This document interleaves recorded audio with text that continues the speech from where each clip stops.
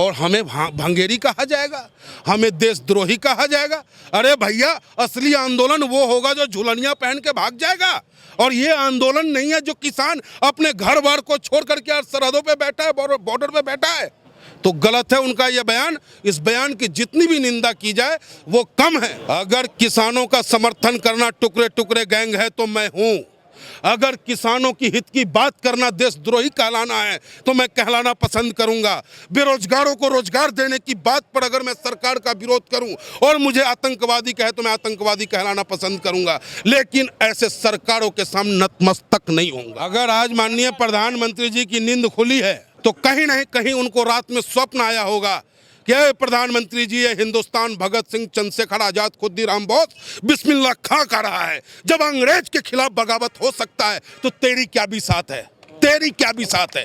हिंदुस्तान की नब्ज जो है, हिंदुस्तान का जो नस धड़कता जो है, धड़कन जो धड़कता है, वो किसानों की मेहनत से धड़कता है। और अमित शाह हो या माननीय प्रधानमंत्री जी हो, कोई भी हो, किसान से बड़ा नहीं हो सकता। किसान हमें हमारी थालियों में अन्न देता है और उसका बेटा सरहदों की रक्षा करने का काम करता है। और बड़ी विडंबना है, जिस कानून का विरोध हिंदुस्तान का किसान मजबूती के साथ कर रहा है, आखिर ऐसी कौन सी बाध्यता है इस सरकार की कि सरकार इस बिल को वापस नहीं लेना चाहती है। आज 9 दिन हो चुके, हमारे किसान बुजुर्ग का देहांत हो जाता है, वो शहीद हो जाते हैं आंदोलन में सिंधु बॉर्डर पे, उसके बावजूद सरकार की कानों पे जू तक नहीं रेंगता। मैं आपसे कहना चाहता हूं कि ये मीटिंग जो है अब घबराहट की है। कल तक जो ये कह रहे थे किसान भयभीत, किसान न कभी भयभीत हुआ है न होगा। किसान से हिंदुस्तान है, किसान से ही हिंदुस्तान की आन बान सुरक्षित है। इसलिए किसानों को तो भयभीत करने की कोई जुर्रत भी ना करे। अगर भयभीत होगा तो ये सरकार होगा। और हमें पूर्ण विश्वास है कि किसान की ताकत को देखते हुए भारत की सरकार, जो कृषि यानी कृषि प्रधान देश हमारा, लेकिन आज जो जिसने देश को मजबूती दी उसे गुलामी बनाने की ओर अग्रसर हो रही है। और उस बिल को वापस करने में इनको इतना दिन लग गया। अब तक तो यह बिल वापस हो जाना चाहिए था, और नहीं होगा तो निश्चित रूप से यह आंदोलन और लंबी चलेगी। लेकिन हरियाणा के जो प्रदेश अध्यक्ष हैं ओम प्रकाश धनखड़ जी, वो ये कह रहे हैं कि जो एक झुंड है जो भांग पी करके बैठा हुआ है, वो तो यही हमेशा चाहेगा कि राजा को भगाओ, राजा को भगाओ। कह रहे हैं वो पगला गया है। जो किसान यूनियन जिंदाबाद, किसान यूनियन जिंदाबाद। देखिए, किसान यहाँ जो भी बैठा है, और यही नहीं, यहाँ बैठने वाले कुछ के साथ साथ जो इनके परिवार, इनके बच्चे, चाहे वो जिस किसी भी भाग में काम करते हैं, वो अंदर से आंदोलन कर रहे हैं, दिल से उनका आंदोलन जारी है। और हमें भंगेरी कहा जाएगा, हमें देशद्रोही कहा जाएगा। अरे भैया, असली आंदोलन वो होगा जो झुलनियां पहन के भाग जाएगा। और ये आंदोलन नहीं है जो किसान अपने घर बार को छोड़ करके आज सरहदों पे बैठा है, बॉर्डर पे बैठा है। तो गलत है उनका ये बयान। इस बयान की जितनी भी निंदा की जाए वो कम है। और मैं कहना चाहता हूं आपसे कि भाई, ये कोई सरकारी संपत्ति नहीं है, ये किसान हैं। सरकारी संपत्ति तो बेजुबान है और किसान में जान है। इसलिए किसान को औने पौने दाम में अपने दोस्तों के हाथ बेचने की प्रक्रिया को समाप्त करें आप। ये समाजवादी पार्टी और किसान मांग करता है हिंदुस्तान की सरकार से। क्या लग रहा है आपको कि भ्रमित किया जा रहा है, ऐसा मोदी जी के द्वारा बोला जा रहा है कि किसानों को भ्रमित किया जा रहा है, जो बिल है उनके हित के लिए लाया जा रहा है और खुद किसानों की ये मांग थी, ये ऐसा बिल लाया जाए? वो जो कह दे वो सही, जो मोदी जी का समर्थन हर बात का कर दे वो सही। आज देख रहे हो आप, फेसबुक पे एक अंधभक्त एक अलग ट्रेंड चला चुका है।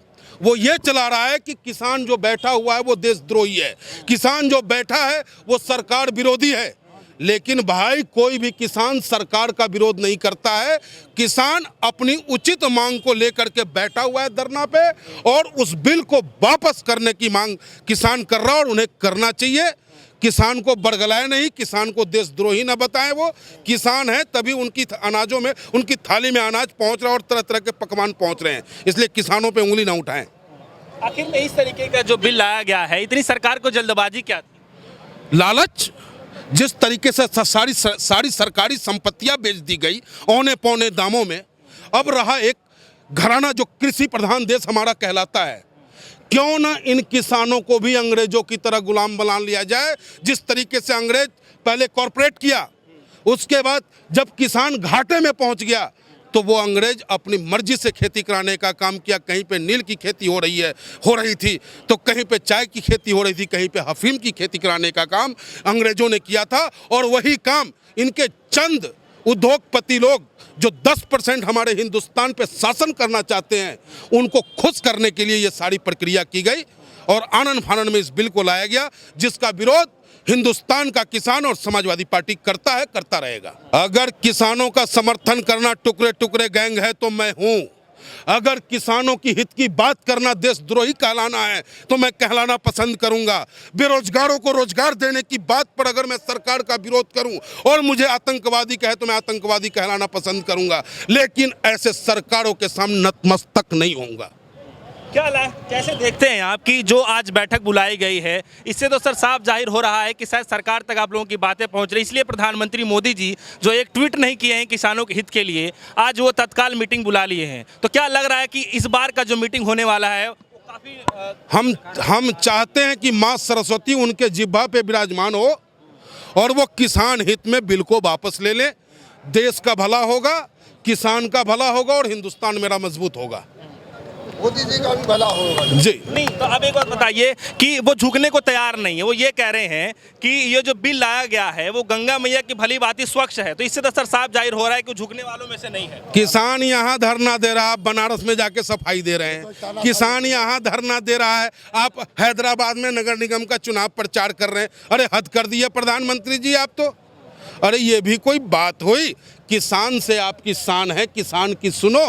कभी आप अमित शाह के पीओ को भेज देते हो, कभी कोई मंत्रालय आ जाता है, कभी ये आपके हाथ में है, प्राइम मिनिस्टर के हाथ में है।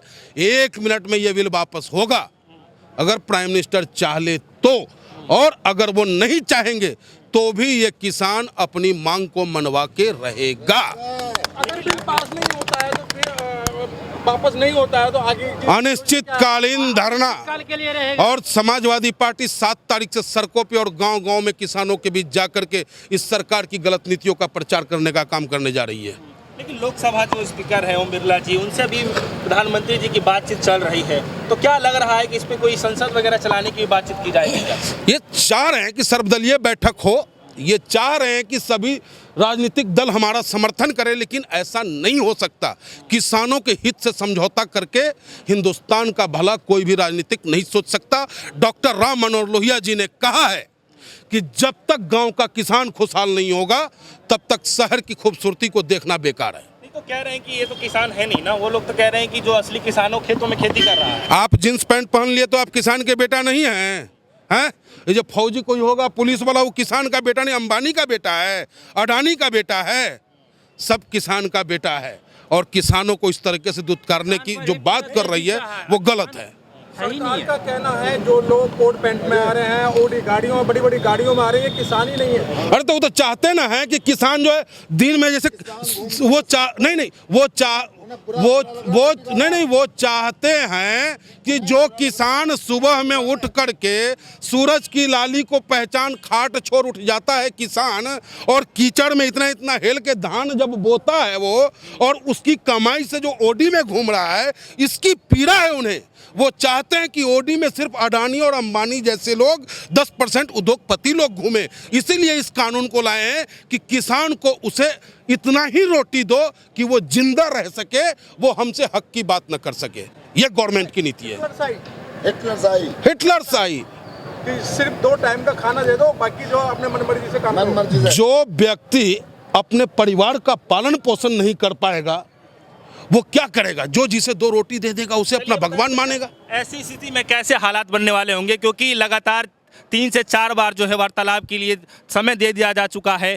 क्या कारण रह रहा है कि जिसकी वजह से वार्तालाप खत्म ही नहीं हो रहा? अगर आज माननीय प्रधानमंत्री जी की नींद खुली है तो कहीं न कहीं उनको रात में स्वप्न आया होगा कि प्रधानमंत्री जी, ये हिंदुस्तान भगत सिंह, चंद्रशेखर आजाद, खुद्दीराम बोस बिस्मिल्लाह खां का रहा है। जब अंग्रेज के खिलाफ बगावत हो सकता है तो तेरी क्या भी साथ है। तेरी क्या बिसात है। इसलिए किसानों की ताकत को मत आको। और तभी जाकर के उन्होंने आज मीटिंग बुलाई। आज रात को स्वप्न में उन्हें आया भगत सिंह जी, स्वप्न में आया है राम मनोहर लोहिया, जयप्रकाश नारायण जैसे नेता कि भाई किसानों की सुनो, नहीं तो किसान दिल्ली की तरफ कूच करेगा, तुम्हें भागने का मौका तक नहीं मिलेगा। लेकिन वो तो कहते हैं 56 इंच की मजबूत इरादे वाली सरकार है, जो भी फैसला लेते हैं 56 इंच यहाँ है। हर किसान के बेटा का सीना 56 इंच का है, क्योंकि वो फावड़ा कुल्हाड़ी चलाने का काम करता है और सांसें हमारे पास है कि उनसे ज्यादा हम उन्हें दौड़ा सकते हैं। तो कैसे फिर होगा इसकी समाधान कैसे होगा सर? समाधान एक ही है। किसान झुक जाएगा, देश झुक जाएगा साहब। किसान झुक गया तो देश झुक गया। इसलिए किसान तो झुक नहीं सकता। सरकार एक लोकतांत्रिक प्रक्रिया के तहत आई है। हमारे अंगूठे के दम पर सरकार बनी है और हमारे अंगूठे के दम पर ये सरकार खत्म हो जाएगी। तो फिर समाधान कैसे होगा इसका? समाधान होगा ना, संघर्ष जारी है। अरे आज नहीं तो कल होगा, आज नहीं तो कल होगा।